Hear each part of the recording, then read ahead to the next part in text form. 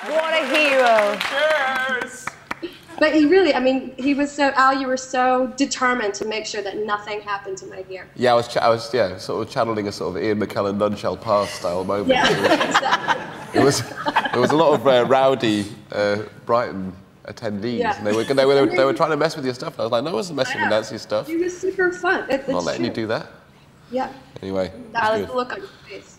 Have you got a favourite? that one, I would have said that one because that makes me come across really well. So obviously, I would say that one. James, what about you?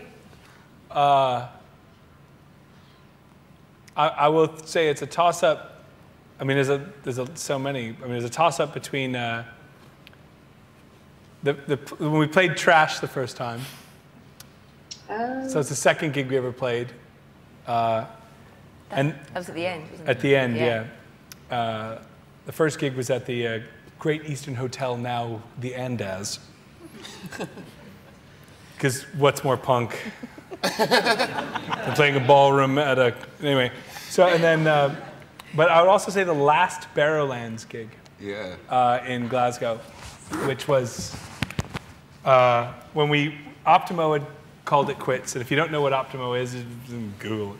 And if you don't know what Optimo is, I'll explain it by Google it. And they had canceled, they'd quit Optimo, and we had asked to borrow the Optimo sign, the neon sign.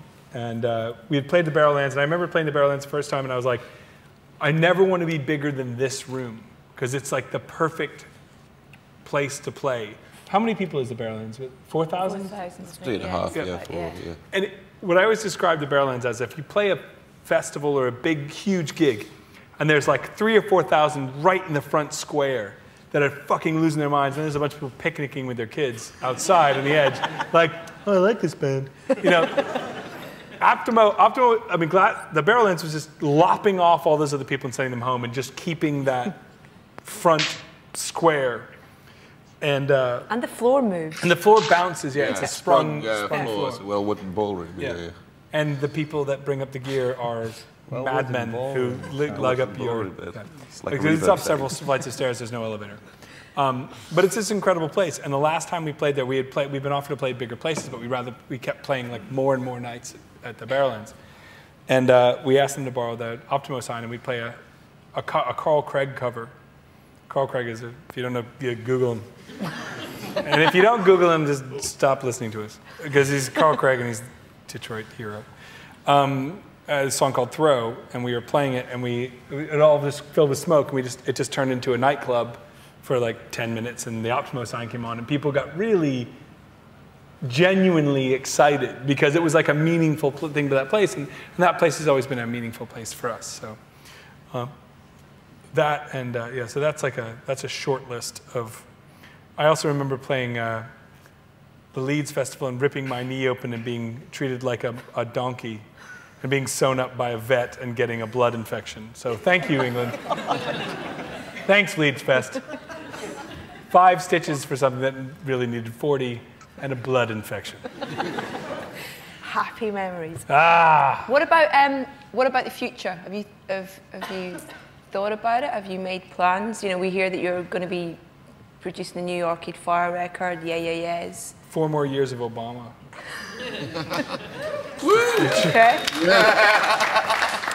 Well, we've only got 5 minutes left. I'm not quite sure we've got time to get into politics. Oh crap! But was that a kind of way of getting off that subject? You don't want to talk about it? No, I don't. I mean, that's the beauty. I don't know. I mean, nobody. I mean, that's. Well, it would be nice to make some music with these people again. I just don't think we're going to just play LCD Soundsystem songs particularly, but I think there's a very good chance that the group of people that we had with Tyler and Gavin and everybody that was involved it'd be cool to work together again in some form. I mean, that's the beauty of it, is like all we did was stop a public thing. Yeah. In reality. Like, I mean, most bands implode, they don't like each other. Because to be truth, most bands are like a different type of family. They're thrust together, but we were older and we chose to be together, and I don't know why we wouldn't make music together anytime we can. All we did was just stop being we went back to what we were, which is just a group of people who like each other and hang out and would make music. I mean, it's funny, like, reading about people, it's like, oh yeah, they're going to get back together in like 5 years at Coachella or whatever like that. It's like, it genuinely will not happen. And the reason that it won't happen is because we'll just, like, the show is very, very physical, and like, we're going to be too old to do it, basically. I mean, you're a lot younger than me, so exactly. Yeah, no, but I mean, even for me, like, I mean, obviously but it's just, but at the same time, like, realistically, I don't think I would be able to do it in like 5-10 years time, and yeah, it's or it'd be like that sad reduced version. It would be like no way, you can't do it. You have to just sort of like put this whole like. I have said the only way it would be is one of us who doesn't have health insurance gets incredibly ill. What does it say? Hi, TV. Oh, good. Wait, what? It's hi to TV and Mimi. Oh, hi, TV. Hi, Mimi. Where are they up there? Look at that. Hi, that's Nanda. They left. Went out and got drinks. I love that. I read a quote from you, James, saying that if you'd started LCD Soundsystem 10 years prior to when you did, you'd have been a nightmare. Oh yeah, and it would have been awful, and we would have sucked, and I would have been a terrible person, more terrible person. Why? Because I would have been 22, not 32. Just do the math, man. Like, just think it through. And now there'd be a battle between Al Doyle's LCD and James Murphy's LCD. It was never. There would have been something that belonged. We would have formed different bands and sold the name, and then one of us would have sued the other one for the name. Yeah. But it feels like you've achieved success on your own terms. In terms of. Well, sometimes. I mean, my terms would have been way better.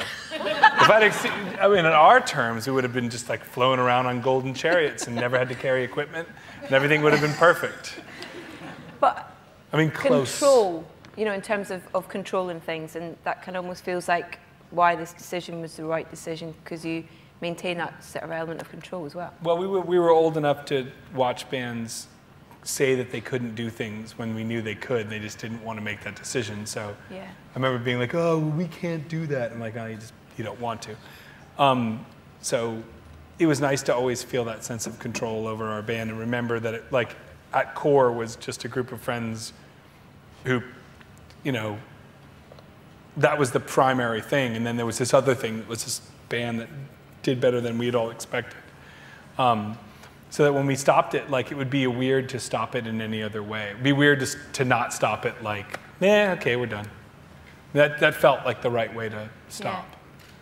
Yeah. Rather than make like a grand public statement in sunglasses. Someone wanted to know how the UK coffee culture is going, James, if you're a bit more impressed by it these days. I don't know how to answer that. It's good here. It's really good in London. Ever since the Australians came. Yeah, ever since the pubs shut. Because all the Australians that worked in pubs were out of work and they started coffee shops. People think I'm kidding. I'm not kidding. It's amazing. And also because your coffee was so terrible. It was like, it was awful. People would say, "Do you want a coffee?" And no, because it's not. You're going to serve me something that's not coffee. But it was so terrible that it was open for like an invasion of really good coffee. So I'm really happy. It's really good right now. I've never drank a cup of coffee. I don't know if maybe you should have one now. As an Forever. I like the way you were quiet for so long and then you said that. I don't know, as an interviewer, if that's an interesting thing for you. It's so good. It's gold. No, I never drank a cup of coffee. Ever. I like tea. You thought that would be a rally cry, didn't you? No. These people here and the people watching online. Who hates coffee? Good, I like him. They want to know. They want to know when they can see you again and in what guise. Is it going to be producing? Is it going to be filmmaking? Is it going to be? Do you know? Nope. Okay. Not my problem. Get back on the subway. Okay, well, on that note, we've got to say goodbye to Nancy and Pat and Keith. Thank you, guys. Aren't you guys glad you did this?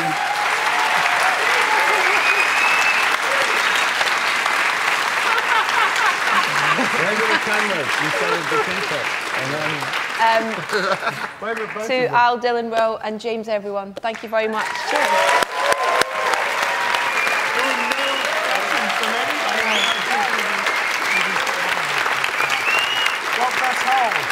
bless all. Big Stud. Everybody at home, hello. Hello, my friends. Night, guys. Is it switched off now? Good, is that it? We done? I guess so. Fucking great.